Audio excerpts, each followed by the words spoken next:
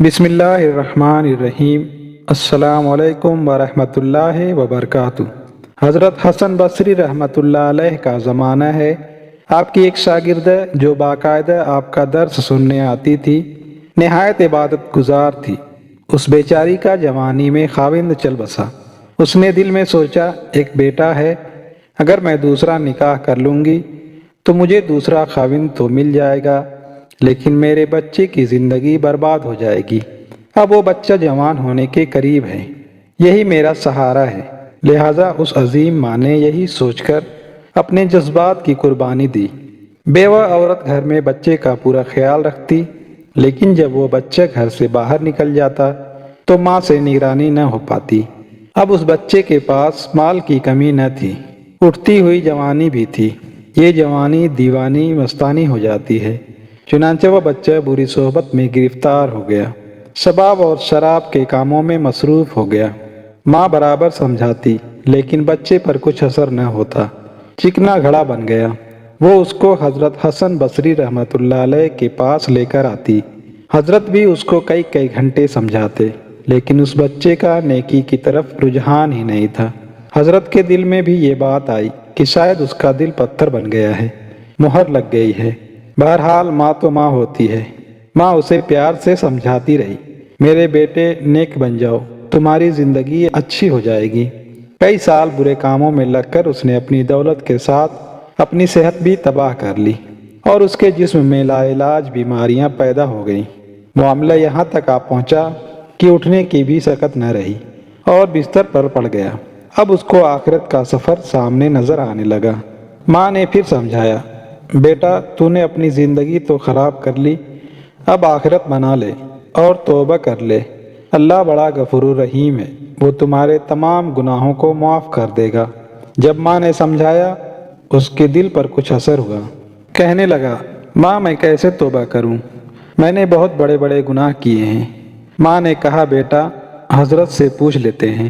بیٹے نے کہا، ماں میری خواہش ہے کہ اگر میں فوت ہو جاؤں تو میرا جنازہ حضرت حسن بصری رحمۃ اللہ علیہ پڑھائیں۔ ماں حضرت کے پاس گئی۔ حضرت کھانے سے فارغ ہوئے تھے اور تھکے ہوئے تھے، اور درس بھی دینا تھا، اس لیے قیلولہ کے لیے لیٹنا چاہتے تھے۔ ماں نے دروازہ کھٹکھٹایا، پوچھا کون؟ عرض کیا، حضرت میں آپ کی شاگردہ ہوں، میرا بچہ اب آخری حالت میں ہے، وہ توبہ کرنا چاہتا ہے، لہٰذا آپ گھر تشریف لے چلیں۔ حضرت نے سوچا، یہ پھر دھوکہ دے رہا ہے اور میرا وقت ضائع کرے گا اور اپنا بھی کرے گا۔ سالوں گزر گئے، اب تک کوئی بات اثر نہیں کر سکی، اب کیا کرے گی؟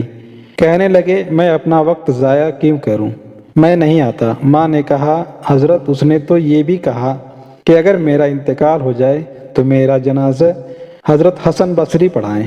حضرت نے کہا، میں اس کے جنازے کی نماز نہیں پڑھاؤں گا، اس نے تو کبھی نماز ہی نہیں پڑھی۔ اب وہ شاگردہ بیوہ عورت تھی، چپ کر گئی، روتی ہوئی گھر آ گئی۔ بیٹے نے پوچھا، کیا ہوا؟ ماں نے کہا، ایک طرف تیری حالت، دوسری طرف حضرت نے انکار کر دیا۔ اب یہ بات بچے نے سنی تو اس کے دل پر چوٹ لگی اور کہا، ماں میری ایک وصیت سن لیجیے۔ ماں نے پوچھا، بیٹا وہ کیا؟ کہا، امی میری وصیت یہ ہے کہ جب میری جان نکل جائے تو سب سے پہلے اپنا دوپٹہ میرے گلے میں ڈالنا، میری لاش کو کتے کی طرح صحن میں گھسیٹنا، جس طرح مرے ہوئے کتے کی لاش گھسیٹی جاتی ہے۔ بیوہ عورت نے پوچھا، بیٹا وہ کیوں؟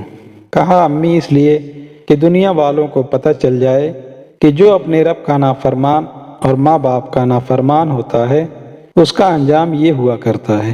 میری پیاری ماں، مجھے قبرستان میں دفن نہ کرنا۔ ماں نے کہا، وہ کیوں؟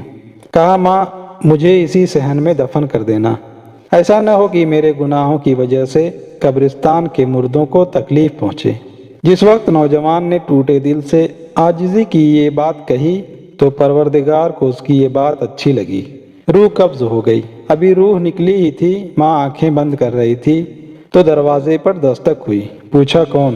جواب آیا، حسن بصری ہوں۔ کہا، حضرت آپ کیسے؟ فرمایا، جب میں نے تمہیں جواب دے دیا اور سو گیا، خواب دیکھا۔ اللہ پروردگار نے فرمایا، حسن بصری تو میرا کیسا ولی ہے، میرے ایک ولی کا جنازہ پڑھنے سے انکار کرتا ہے۔ میں سمجھ گیا کہ اللہ نے تیرے بیٹے کی توبہ قبول کر لی ہے، تیرے بچے کی نماز جنازہ پڑھنے کے لیے حسن بصری کھڑا ہے۔ اے اللہ تو کتنا کریم ہے کہ مرنے سے چند لمحے پہلے اگر کوئی بندہ شرمندہ ہوتا ہے تو اس کی زندگی بھر کے گناہوں کو بھی تو معاف کر دیتا ہے۔ اے اللہ تو ہم سب کے گناہوں کو معاف کر دے، آمین یا رب العالمین۔